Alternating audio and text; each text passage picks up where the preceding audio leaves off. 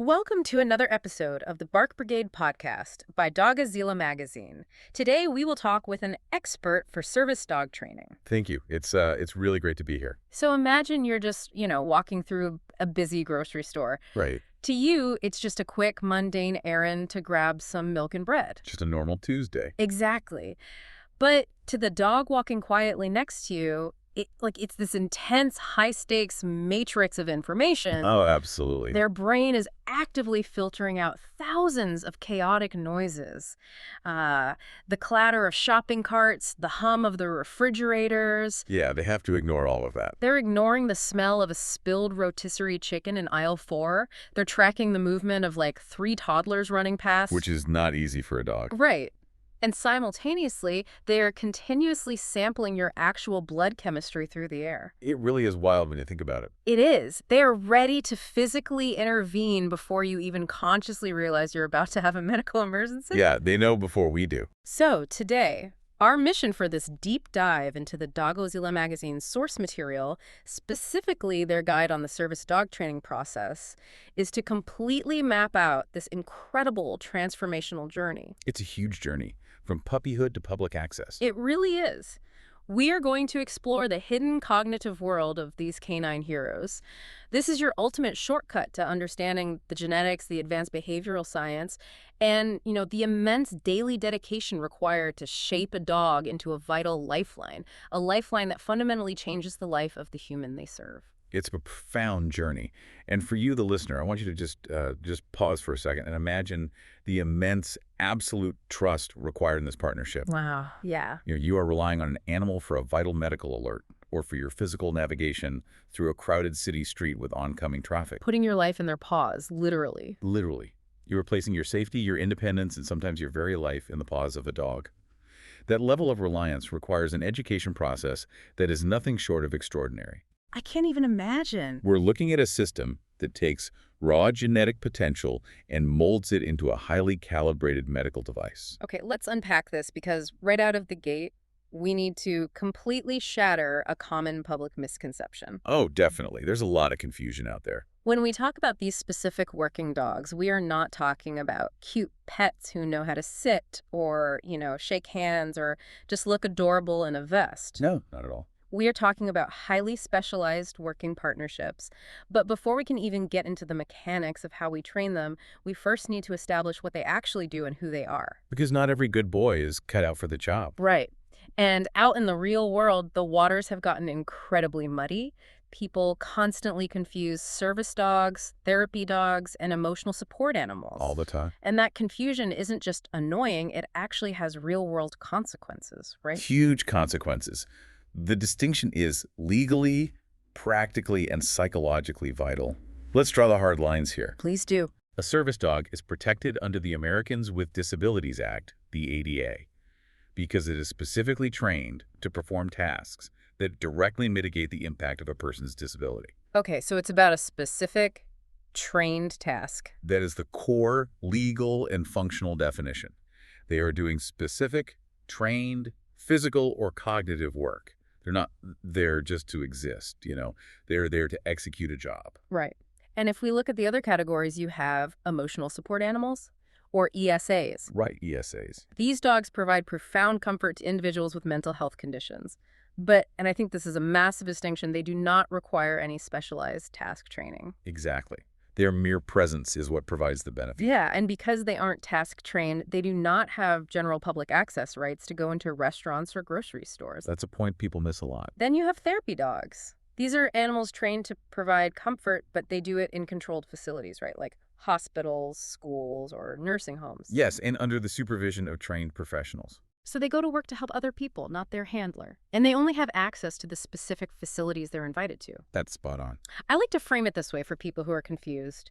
An emotional support dog is like a wonderful, comforting friend who comes over to hold your hand when you're going through a crisis. That's a great analogy. And a therapy dog is like a visiting volunteer cheering up a hospital ward. Right. But a service dog is an on-duty paramedic. Yes. It's a highly trained, legally protected medical necessity performing a critical, life-saving job. That is a perfect framework. Got it. And the reason we must aggressively protect this distinction, the why behind the legal boundaries, is because blurring these lines actively harms the disability community. How so? Well, when someone attempts to pass off an untrained pet or an emotional support animal as a service dog just so they can bring their puppy into a cafe, they are doing immense damage. Because the dog isn't trained for that environment. Exactly. If that untrained dog barks, pulls on the leash, or snaps at a customer, it destroys public trust. Oh, I see. It creates deep skepticism and structural barriers for the person with a disability who walks into that same cafe the next day and actually relies on their legitimately trained service dog to keep them alive. That is so unfair to the actual handlers. It really is. Business owners become hostile, access gets challenged, and a person's independence is directly threatened. So if a service dog is essentially a highly calibrated medical device, like we said, you can't just build it out of any raw material. Definitely not. Which brings us to genetics. Not every dog can do this. You can't just pick a breed because you like the way their ears flop. I wish you could, but no. It really comes down to essential personality traits, evolutionary history, and physical characteristics.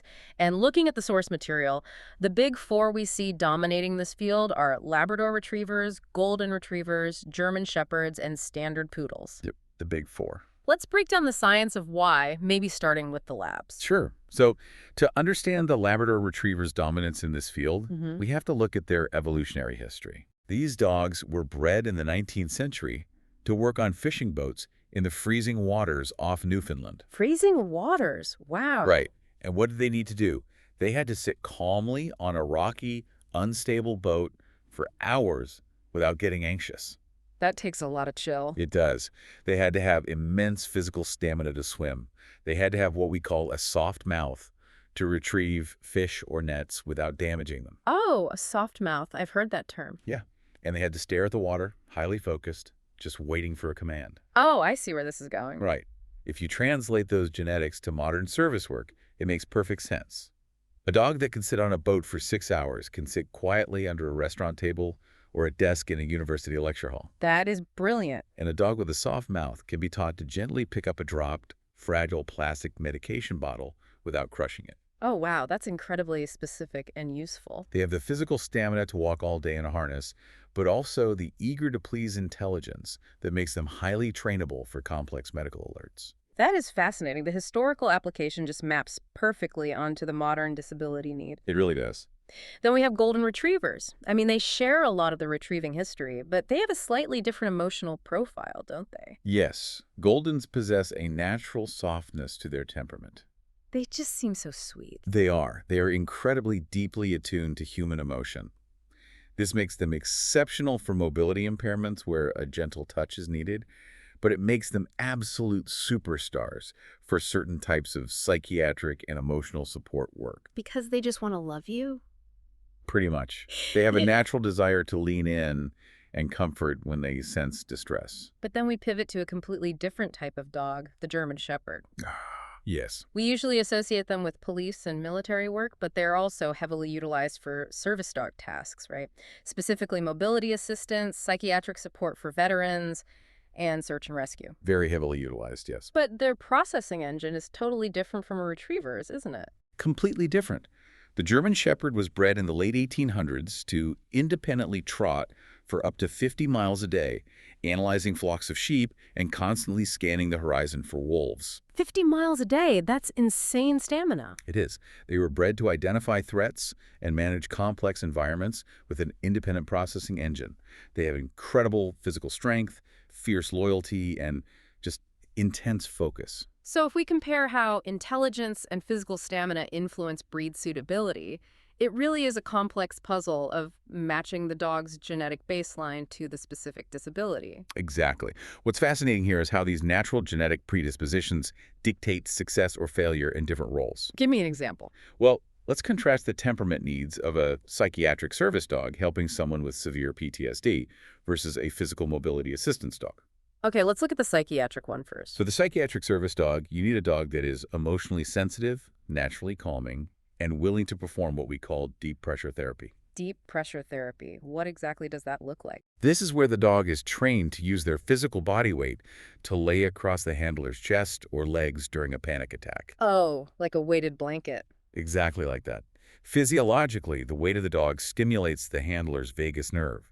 It shifts the body from the sympathetic nervous system's fight-or-flight mode into the parasympathetic rest and digest mode. That is amazing. So it physically forces the body to calm down. Right. It naturally lowers the heart rate and reduces cortisol. And a German Shepherd or a Golden Retriever can be excellent at this because of their strong bonds and deep attunement to their handler. But if we look at a physical mobility assistance dog, say, a dog helping someone who uses a wheelchair, or providing counterbalance for someone with a neurological condition that affects their gait, the requirements completely shift, don't they? Oh, 100%. A mobility dog might need to open heavy commercial doors, pull a manual wheelchair up a slight incline, or stand absolutely rock solid like a pillar so their handler can use their shoulders to brace and stand up after a fall. Wow, that sounds physically demanding. It is. That requires serious physical strength, heavy bone density, and an unshakable focus. So you can't just use any dog for that. No, if you take a dog that is too emotionally sensitive, the physical strain and the pressure of bracing a human might cause them psychological stress. Right, they might get anxious. Exactly. On the flip side, if you have a dog that is pure muscle but lacks emotional attunement, they wouldn't excel at psychiatric support. That makes total sense. And what about guiding the visually impaired? The demands there are even more extreme. That dog has to navigate chaotic city streets, completely ignoring traffic, dropped food, and other animals. It's basically an obstacle course. It requires an exceptional balance of intelligence, physical stamina to stay in a harness for hours, and supreme self-confidence. Okay, so we've got the raw genetic material, we've selected the perfect breed with the right physical structure, and passed all the orthopedic health clearances, of course. Crucial step, yes. And we have the right temperament traits for the specific job. But raw potential isn't a trained dog. Far from it. How do we actually mold them? According to the deep dive source, this is a massive chronological roadmap. It takes an average of 2 years to fully train a service dog. 2 years, yes. Often more. Let's start at the very beginning, like week 8, when you bring this tiny puppy home. What's step 1? The foundation begins the moment that puppy opens its eyes. But the active work for a handler starts the day the dog comes home. The absolute most critical phase is early socialization, which occurs between roughly 8 and 16 weeks of age. 8 to 16 weeks, that's a short window. It is a critical neurological window where the puppy's brain is like a sponge, permanently filing away information about what is safe and what is dangerous. And we should clarify, because I think a lot of people hear the word socialization and they think it just means taking the puppy to the dog park to play with a bunch of other dogs. Oh, no. That is actually the opposite of what we want for a service. Really? Why? Socialization in this context is about habituation. It is about introducing the puppy to a massive variety of sights, sounds, surfaces, and environments in a highly controlled, positive way so that nothing faces them as adults. Oh, so it's not about making friends, it's about ignoring weird stuff. Exactly. We want them to walk on metal grates, shiny linoleum floors, and unstable surfaces. We want them to hear sirens, loud crowds, and umbrellas popping open. Umbrellas. Dogs hate umbrellas. They do, but the goal is environmental neutrality. We want the dog to look at a chaotic world and think, I've seen this before, and it's boring. That is such a cool way to put it, environmental neutrality.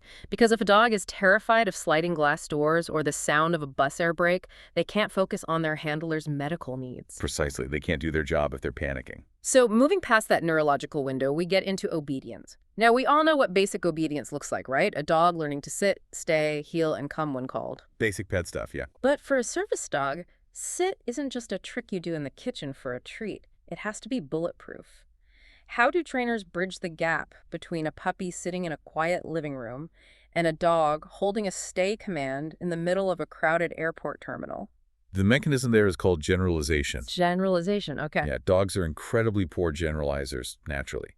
To a dog, sit in the kitchen and sit on a noisy sidewalk are two completely different commands. Wait, really? They don't just know what sit means universally? Nope. The context changes everything for them. So the trainer has to slowly, systematically increase the level of distraction, duration, and distance. That sounds tedious. It's a lot of repetition. And this Yeah. brings up a crucial point about how we teach this. The standard in the service dog industry is positive reinforcement. Okay. If we compare positive reinforcement techniques versus traditional force-based or compulsion training styles, The difference in the final product is profound. Right, the old school yank and crank methods with choke chains. Exactly.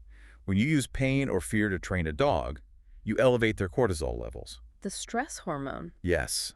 And neurologically, high cortisol blocks the prefrontal cortex, the learning and problem-solving part of the brain. Oh, wow, so they literally can't learn as well when they're scared. Right.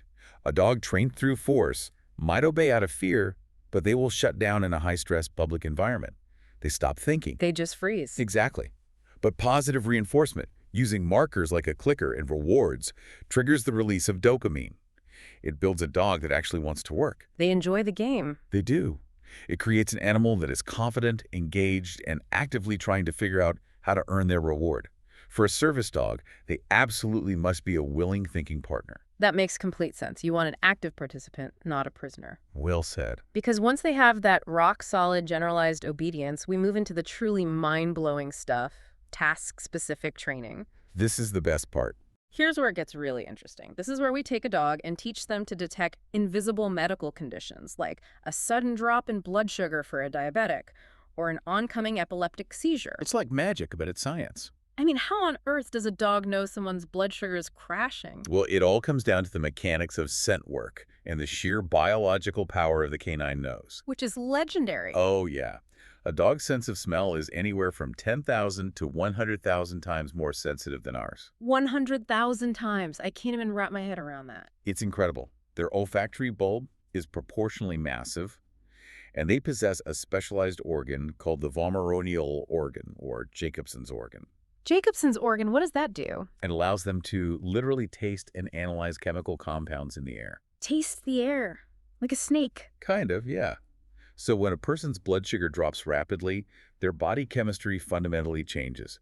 They begin emitting volatile organic compounds, or VOCs, specifically isoprene chemicals, through their breath and sweat. And the dog picks up on that. Yes. To a dog, this chemical shift produces a very distinct odor, often described as sweet or fruity. Okay, so the dog can smell it. That's the biology. But how do you train them to care about it? Like, how do they learn to detect specific medical alerts for conditions like epilepsy or diabetes and actually warn the human? That's where the training comes in. We capture the scent. Capture it how? During a medical event, say, an aura right before a seizure or blood sugar crash, the handler will swab their own saliva or sweat with a sterile cotton roll and freeze it. Oh, wow. So you freeze your own sweat. Yeah. That swab is now a biological snapshot of the chemical emergency. That is so cool. Then, the trainer takes that frozen swab, puts it in a small tin with holes in it, and introduces it to the dog. The dog sniffs it, the trainer clicks the clicker, and the dog gets a massive high-value reward, like a piece of hot dog. So they associate the smell of the medical emergency with getting a hot dog. We are building an association. This specific chemical smell equals a jackpot. So they are essentially playing a game where finding that specific chemical signature pays off big time. Yes. And then we move to discrimination. We put out 5 tins, and only one has the target scent. The dog has to sniff all 5 and indicate usually by pawing or nudging the correct tin. Like the shell game. Exactly. Once they master that, the target scent is hidden on the handler's body. Eventually, the dog learns to generalize the game. They realize, wait, the jackpot smell is happening right now in real time for my human? Oh my gosh. And they will naturally offer the alert behavior, pawing the handler's leg or nudging their hand to say, hey, I smell the thing, pay me. And then the handler knows. Right, the handler knows they have about 10 to 15 minutes to take their medication or get to a safe place before the medical crisis hits. That gives me chills. The dog is literally smelling a chemical change before the human's brain even registers the physiological symptom. It's life-saving. But it's not just scent work, is it? We also see service dogs trained in agility and complex problem solving. Why does a service dog need agility training? We aren't entering them in obstacle course competitions, right? No, not at all. Agility training isn't about speed. It is about building intense body awareness, coordination, and the ability to adapt to complex environments. Like what kind of environments? Well, the real world is an obstacle course. A service dog needs to navigate narrow grocery store aisles, step safely over an open subway grate, which looks terrifying to a dog, by the way. Oh, I bet. Like a bottomless pit. Exactly. They have to balance on an escalator and maneuver through dense crowds without stepping on people's feet. Agility builds the physical confidence to handle unpredictable environments with ease. That makes total sense. And that ties directly into cognitive development, right? We see trainers using puzzle games and complex commands to boost a service dog's cognitive abilities. Why is it so important that these dogs learn how to think critically? Because if we connect this to the bigger picture, you aren't just programming a robot with a list of commands. You are developing an independent, analyzing partner. We actually train them in a concept called intelligent disobedience. Oh, I love this concept. Explain what intelligent disobedience is, because I feel like it goes against everything people think about regular dog training. It really does. So let's say you have a guide dog assisting a visually impaired handler. They're standing at an intersection. The handler listens to the traffic flow, thinks it's clear, and gives the command, forward. Okay. But an electric car, which is completely silent, has just turned the corner and is speeding through the crosswalk. Oh, no. The dog has been given a direct command by its master to walk forward. A standard obedience dog will walk forward into the car. Because they're just following orders. Exactly. Right. But a service dog is trained to analyze the environment, recognize the fatal danger, and actively disobey the handler's command. The dog will refuse to move, or even physically block the handler from stepping off the curb. Overriding a master's command requires immense cognitive dissonance and supreme self-confidence. I can't imagine how hard that is to teach. You only get that from a dog whose brain has been developed through complex problem-solving puzzles from puppyhood. When you lay it out like that and you share examples of how these specific tasks transform the daily lives of their human companions, the impact is staggering. It's completely life-altering. A mobility dog providing counterbalance means a person with multiple sclerosis can walk to the park alone without fear of falling. Exactly. A diabetes alert dog means a teenager can sleep through the night without their parents terrified they will slip into a coma. An epilepsy dog allows someone to go to college because they know the dog will alert them before a grand mal seizure hits. It gives them their life back. It isn't just help, it is total life transformation and independence. Absolutely. But here is where we hit the massive crossroads in this journey. Knowing the sheer, overwhelming complexity of this 2-year chronological roadmap from the 8-week neurological window to environmental habituation to advanced scent discrimination and intelligent disobedience, who actually does all this work. That is the million-dollar question. Right. If I am listening to this and I need a service dog, I have to figure out how to get one. I essentially have 2 paths. I hire a professional organization, or I train the dog myself. Let's really dig into the pros and cons of owner training versus professional training, because this is where a lot of dreams are made or shattered. It is the most critical decision a handler will make. Mm-hmm. Let's look at owner training first. Under the ADA in the United States, individuals are legally permitted to train their own service dogs. Oh, legally they are. Yes. The main benefits of owner training are primarily financial and personal. Professional service dogs are astonishingly expensive. By owner training, you are avoiding the massive upfront fees of a facility. Which is a huge deal for a lot of people. Definitely. Furthermore, you build a very intimate, deeply tailored bond with the dog from day one, and you can customize the task training specifically to the unique nuances of your exact disability. Hey, wait. Let me push back on this, because I see this debate online all the time. Go for it. Let's say I am highly motivated because this is for my own independence. I've had dogs my whole life. I've raised great, well-behaved family pets. I buy an incredibly well-bred golden retriever puppy. I read all the training manuals. I watch the professional tutorials online. I know my own disability better than anyone else on earth. Why can't I just do this myself? What is the specific wall that owner trainers hit that causes them to fail? It is an incredibly valid question, and the specific wall they hit is the reality of behavioral shaping, micro-timing, and the sheer volume of washouts. Washouts, what does that mean? Even professional organizations with decades of experience, heavily vetted genetics, and teams of behavioral scientists have a washout rate, meaning the dog is released from the program because they aren't suitable for service work of 50% to 70%. Wait, 70%? The pros fail over half the time. Let that sink in. Ah! The pros fail over half the time because the standard is just so incredibly high. That is insane. The common mistakes owners make when first starting their training journey stem from a lack of deep behavioral expertise. You might be a great pet owner, but animal behavioral science requires microscopic precision. Give me an example of what an owner might mess up. Well, a handler might accidentally reinforce a negative behavior without realizing it. The timing of a reward, The half-second window where the brain associates the click with the action is easily missed by an amateur. Half a second. Yeah, I'd probably miss that. Right. Or consider a bad public encounter. Let's say you take your 8-month-old dog in training to a grocery store and a stack of metal carts crashes to the floor right next to them. The dog gets terrified. Naturally. A professional trainer knows exactly how to read the dog's micro-body language, de-escalate the fear, and immediately counter-condition the dog so the trauma doesn't stick. And an owner-trainer might not know how to do that. An owner-trainer might panic, pull the dog away, and accidentally cement that fear into the dog's permanent psychology. That one event can completely ruin the dog's potential to ever work in public safely. Wow, just one mistake. The burden of assuming full responsibility for the dog's behavioral outcome is crushing.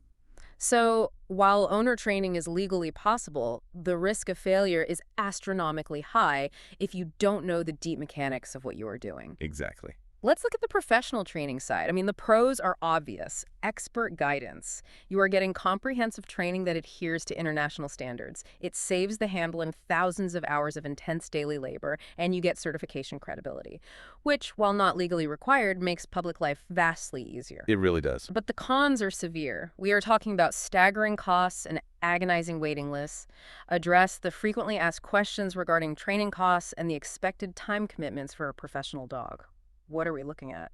The reality is that professional service dog training costs range from $15,000 to $25,000, and sometimes well over $30,000 depending on the complexity of the medical tasks.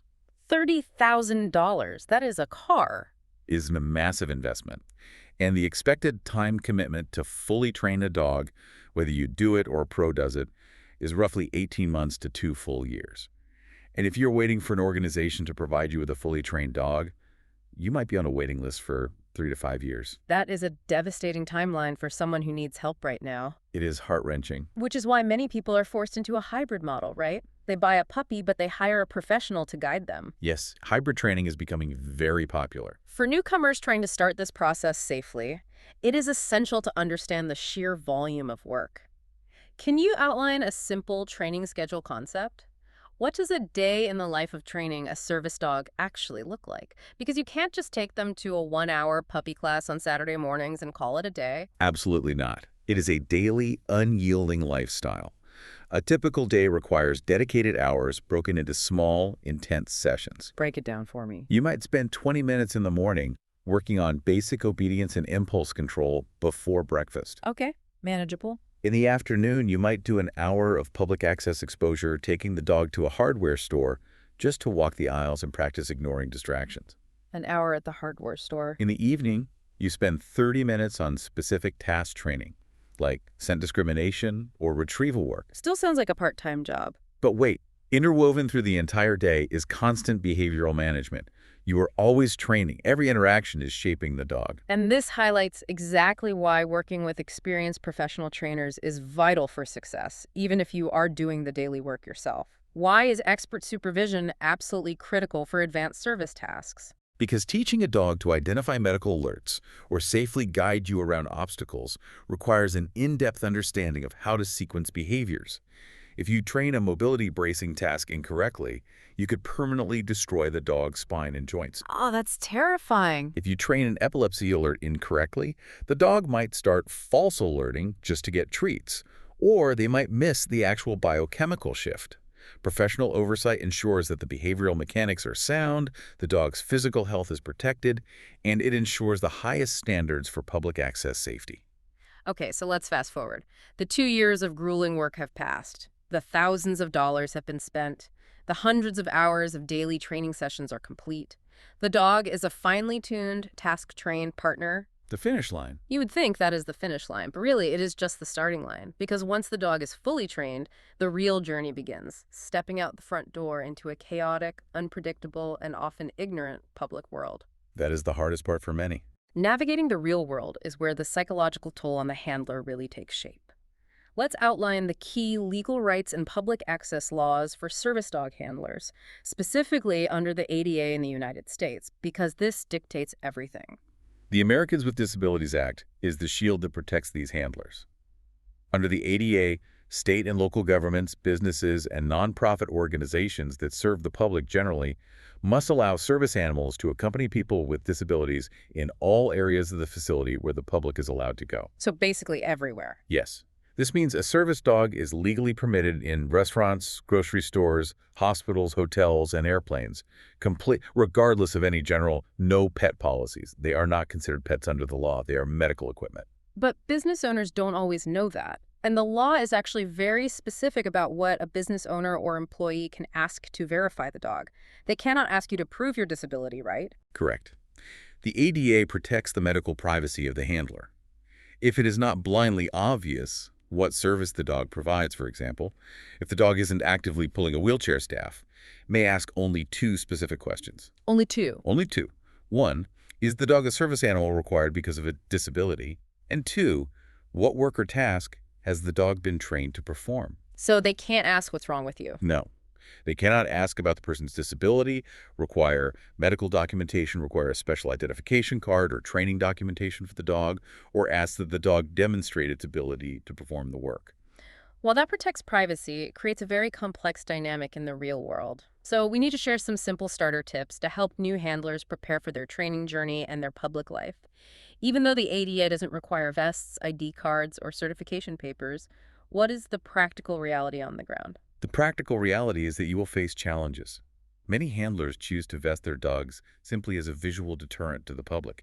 It immediately signals this dog is working. It's just easier. It is. As a practical tip for beginners, even though it is not legally mandated, carrying a letter from your healthcare provider or a training log can be incredibly helpful. Just to smooth things over. Exactly. If a poorly trained restaurant manager tries to deny you access, sometimes handing them a piece of paper de-escalates the situation much faster than arguing constitutional law while your dinner gets cold. You have to pick your battles. That is great practical advice. But public access is a two-way street. Legal access comes with immense handler responsibilities. The ADA protects the dog's presence, but it does not protect bad behavior. Absolutely not. Detail how handlers must handle public interactions and maintain proper access etiquette safely. The law is very clear on this. The service animal must be under the control of its handler at all times. This means they must be harnessed, leashed, or tethered, unless the handler's disability prevents using these devices or these devices interfere with the service animal's safe, effective performance of tasks. And if they can't use a leash? Even then, the handler must maintain control through voice, signal, or other effective controls. The dog cannot wander away, approach other customers, bark repeatedly in a quiet place like a movie theater, or show any signs of aggression. Makes sense. If a service dog is out of control and the handler does not take effective action to control it, or if it is not housebroken, the business has the legal right to ask that the animal be removed from the premises. Which brings up the most exhausting part of the lifestyle. The general public. We all know people love dogs. We see a golden retriever in a grocery store, and the natural human instinct is to make kissy noises, reach out, and pet the dog. This is known in the community as drive-by petting. The dreaded drive-by petting. How do we educate the public about service dog access rights? And more importantly, how does a handler politely but firmly stop strangers from distracting their working dog? This raises an important question. It's a daily battle. To the public listening, you must completely ignore a service dog. No eye contact, no talking to them, no petting. Seriously, just pretend they are invisible. Yes. If you distract a dog while they are working, you might cause them to miss a subtle biochemical shift, and their handler could collapse and suffer a severe injury. You wouldn't walk up and start pushing the buttons on someone's oxygen tank, right? Of course not. So do not touch their medical dog. For the handlers, my advice on maintaining calm behavior during busy public outings is to practice your advocacy scripts. Scripts. Like rehearsed lines. Yes, you need to develop a polite but unbreakable boundary. When someone approaches, put your body between the person and the dog, put your hand up in a stop motion, and say clearly, please do not distract him, he is actively working. Short and direct. You do not owe anyone an explanation of your medical history. You have to learn to be a fierce, uncompromising advocate for your dog's focus. And this raises an important question about navigating shared public spaces. Handlers have rights, but other members of the public have rights too. What happens when a handler encounters someone who has a severe dog allergy or an intense phobia of dogs? The ADA actually addresses this directly. Allergies and fear of dogs are not valid reasons for denying access or refusing service to people using service animals. Really? They can't ask you to leave if someone is scared. No, they cannot. However, a handler has a responsibility to respect the public space. When a person who is allergic to dog dander and a person who uses a service animal must spend time in the same room or facility, they both should be accommodated How do you do that? by assigning them, if possible, to different locations within the room or different rooms in the facility. It is about fostering a harmonious environment. The handler should always maintain a reasonable distance, keep the dog tucked tightly under their chair or table, and ensure their dog isn't invading anyone else's personal space. When we pull back and look at this entire ecosystem, we have to discuss the profound lifestyle changes owners experience when living with a service dog. It changes everything. You aren't just a person going to grab a gallon of milk anymore. You are a highly visible ambassador. Every time you leave your house, you have to pack your dog's gear, treats, and water. You have to mentally prepare to intercept toddlers, educate aggressive business owners, and politely decline people trying to take photos of you. It's exhausting. A simple 10-minute errand can turn into a 45-minute gauntlet of intense emotional labor and public advocacy. You never get to just be anonymous in public again. It is an immense, invisible mental load. The training never truly stops. Every interaction is a training moment. You are constantly monitoring your dog's stress levels, checking the temperature of the pavement to protect their paws, and scanning the environment for untrained pets that might lunge at your working partner. It requires constant vigilance. So, what does this all mean? When you synthesize all of this from carefully selecting the precise genetic raw material, the critical 8-week neurological socialization, the thousands of hours of microtiming and behavioral shaping, the $25,000 price tags, the heartbreak of washouts, and the daily exhausting burden of navigating a world that doesn't always understand your rights. The emotional and practical weight of this journey is simply staggering. It is. There's no sugarcoating it. But for those who make it to the other side, the ultimate reward is a completely transformed life. You are gaining a brilliant, dedicated partner that fundamentally mitigates the terrifying challenges of your disability. You regain your independence. You regain your life. It is the most remarkable interspecies partnership on the planet. And as we conclude this journey, I want to leave you with a final thought to mull over. I'd love to hear it. Next time you are in that grocery store and you see a service dog walking calmly past the aisles, seemingly just strolling along, look closer. Consider the unseen cognitive universe operating inside that animal's mind. There is so much going on in there. They are actively suppressing their natural canine instincts to chase, to bark, to sniff food.